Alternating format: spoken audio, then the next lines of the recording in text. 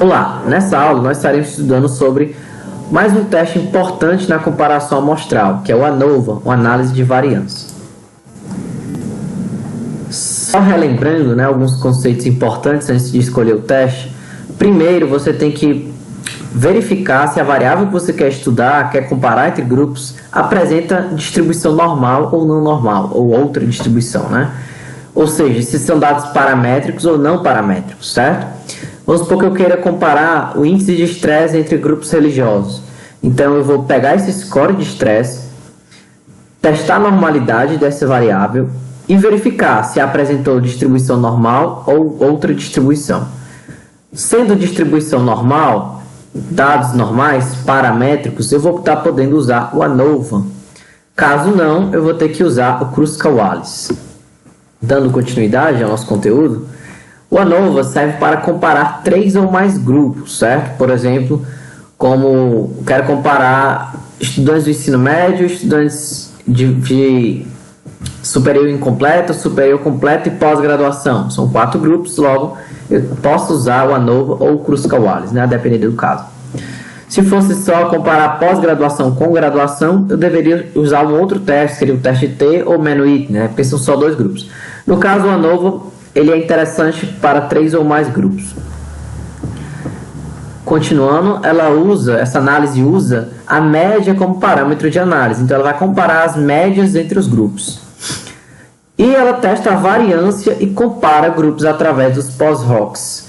O que são os post-hocs? Porque o ANOVA em si, essa análise, ela verifica se existe diferença ou não entre os grupos.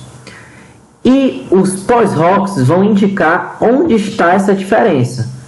Você vai ver, no caso aqui dos grupos religiosos que nós citamos, você vai ver se os católicos possuem mais ou menos estresse do que os evangélicos, do que os espíritas e por assim diante. Então, vai fazer essa testagem entre os grupos, são os post-hocs. Então, se você fizer só o ANOVA, no SPSS, solicitar só o ANOVA, ele vai só mostrar se existe alguma diferença, mas ele não vai dizer onde está. Então, é importante a gente considerar os post-hocs.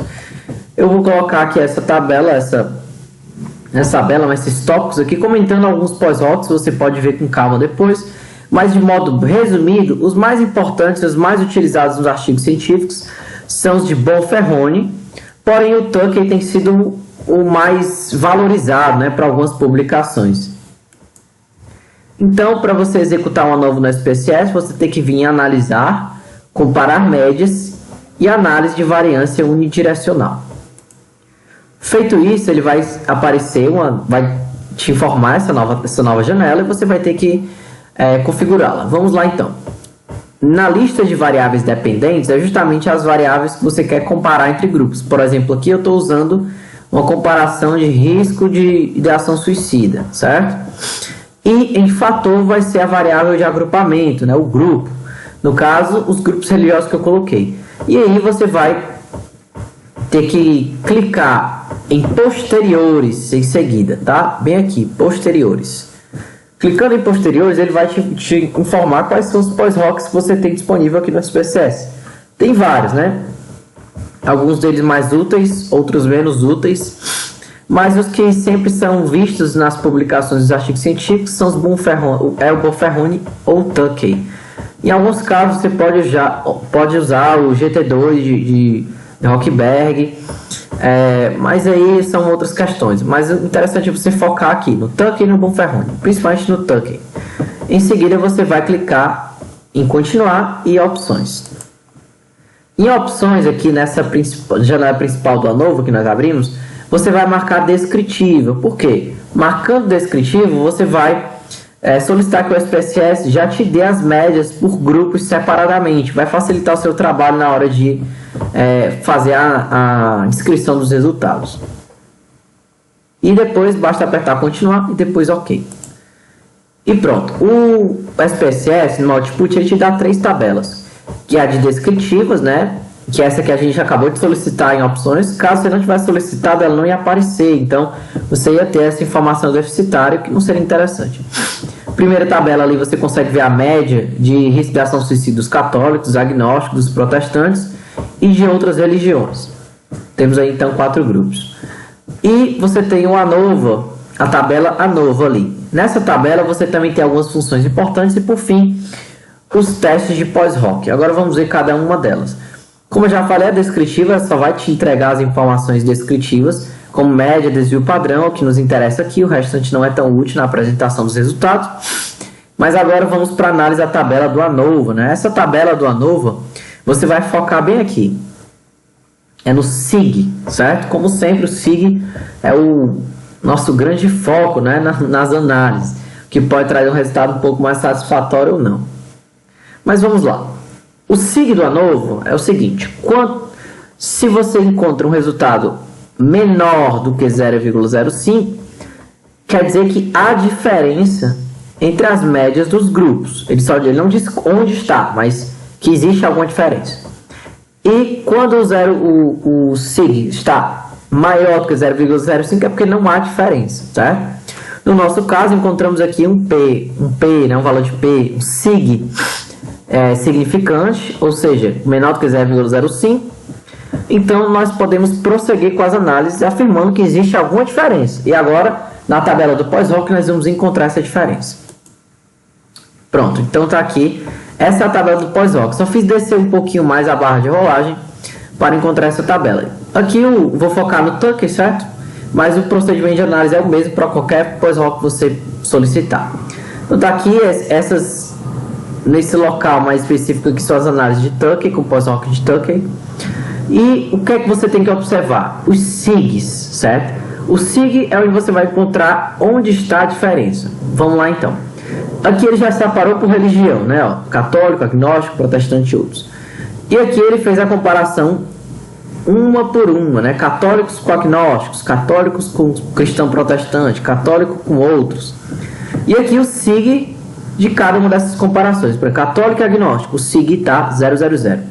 Católico e cristão protestante está 0,9446, né? 946. E o outro aqui, católico e outros, 0,000. Aqui é o mesmo procedimento. Se o SIG está menor do que 0,05, é porque encontra diferença entre esses grupos. Então, católico e agnóstico deu 0,000, ou seja, menor do que 0,05, ou seja, existe diferença entre católicos e agnósticos quanto à ideação suicida. Então, esse já é um dado importante. Católicos e protestantes, 0,946, está muito acima de 0,05. Então, não existe uma diferença estatisticamente significativa no índice de ideação suicida entre católicos e cristão protestante. Católico e outros, também houve um valor de P aqui, SIG, bastante significativo, 0,000. Ou seja, entre católicos e outros existe uma diferença estatisticamente significativa no que se refere à ideação suicida. Agora vamos aqui para o agnóstico, né? Para o católico, agnóstico e católico, é a mesma comparação, só está repetindo, tá? 000, como a gente já sabia, né? Tem diferença. Agnóstico e protestante, uma comparação nova aqui, né? Aqui não tinha em cima.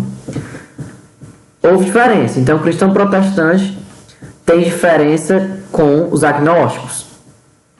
E os agnósticos com outros, está aqui, 000, também encontrou uma diferença estatisticamente significativa porque está menor do que 0,05. Cristão protestante e católico. 946, essa nós já vimos, né? Nenhuma novidade. Não tem diferença porque está acima de 0,05. Cristão protestante, comparado ao agnóstico, 0,000, ou seja, existe diferença estatisticamente significativa entre esses grupos. E por fim, cristão protestante com outros também houve diferença estatisticamente significativa. E agora a religião outras, né? Outras religiões. Todos apresentaram 000, siga aqui. Logo, tem diferença com católico, tem diferença com agnóstico, tem diferença com protestante. Então, esse é o procedimento para você encontrar as diferenças. E agora, como é que eu faço para analisar pontualmente as diferenças? É só você verificar a tabela de descritivos que nós já vimos, tá? Nós vimos que os católicos não apresentam diferença estatisticamente significativa do que quando comparado com os protestantes. Então, ó, a média dos católicos 9,04 e os protestantes 8,98.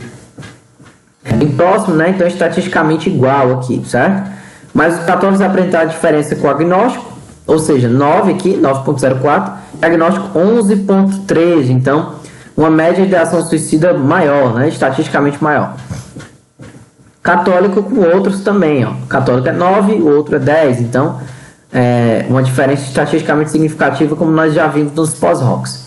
E por assim diante, né? Só meio que ilustrando aqui o que nós já vimos na tabela do pós-ROC, tá? Dando prosseguimento, como é que nós vamos... E aqui eu trago uma explicação um pouco mais detalhada, você pode dar um pause e ler mais brevemente, mas basicamente aqui eu já expliquei ali agora há pouco. E como é que vão reportar esses resultados para uma revista científica? Abre aspas, após realizar o teste de ANOVA para comparar os grupos estudados, foi possível encontrar a diferença estatisticamente significativa. Então eu coloco a equação da ANOVA aqui, vou mostrar para vocês onde eu tiro essa informação. Por fim, por meio do pós-ROC de Tucker, verificou-se diferença estatisticamente significativa. Aí eu coloco o P, né? Entre católicos e agnósticos, eu coloco ali a média dos católicos e o desvio padrão dos católicos, e parênteses também coloco ali dos agnósticos. Católicos e outras religiões, e católicos e outras religiões. Porém, não houve diferença ao comparar com os protestantes. Então, né, eu poderia sair descrevendo de uma por uma, mas eu só mostrei aqui para ficar mais claro, tá? Fica a critério colocar as médias e o padrão no texto. Você pode colocar em uma tabela logo em seguida da descrição desses resultados. Para ficar com uma informação mais limpa, né, no texto, você não é obrigado a colocar essas médias e o padrão. Porque normalmente os artigos você sempre coloca uma tabela, fica mais fácil do leitor entender. Basta você dizer qual é maior e qual é menor, certo? Também facilita um pouco esse processo. Aqui é uma questão mais de preferência de escrita. Não existe uma maneira certa de escrever essa parte, mas você tem que ter alguns elementos aqui. Primeiro dar essa equação f, parêntese, tanto igual a tanto e o valor de p, e depois indicar onde estão as diferenças, tá? Aí como você coloca a média e o padrão, fica à vontade. Como você descreve as diferenças também é algo que é livre, né? Não existe uma metodologia perfeita e específica para isso, tá? Mas fica aí um breve modelo. Você pode também buscar a revista que você quer publicar, como é que alguns autores que usaram essa análise usaram, né, ou utilizaram o método de reportar os dados. Então, você pode verificar isso tranquilamente, ok? E aqui é onde você vai construir a equação, né? F, aí você vai colocar na coluna do grau de liberdade, GL ou DF, né, como é chamado, grau de liberdade no SPSS, 3, e coloca o número de baixo, né? 11.858. E fecha parêntese, igual a estatística de Z, certo? Ou de F em alguns SPSS, dependendo da versão que você usa ou da linguagem. E coloca ali que o P deu menor do que 0,05. No caso, deu menor do que 0,001, né? Quando ele dá 0,000, você pode colocar que o P deu menor do que 0,001. É algo também que é facultativo, né? Mas normalmente se coloca dessa maneira, tá? Então, basicamente é assim que você reporta, certo? Os resultados da ANOVA em um artigo científico. Mas lembrando, né, que isso não existe uma metodologia exata, que sempre deve ser seguida da mesma maneira. Mas é só você sempre considerar esses elementos. Essa equação F, parêntese, igual a tanto e o valor de P, e indicar as diferenças, assim como o pós-ROC que você utilizou para análise, ok? Qualquer dúvida, vocês podem perguntar nos comentários. Até logo!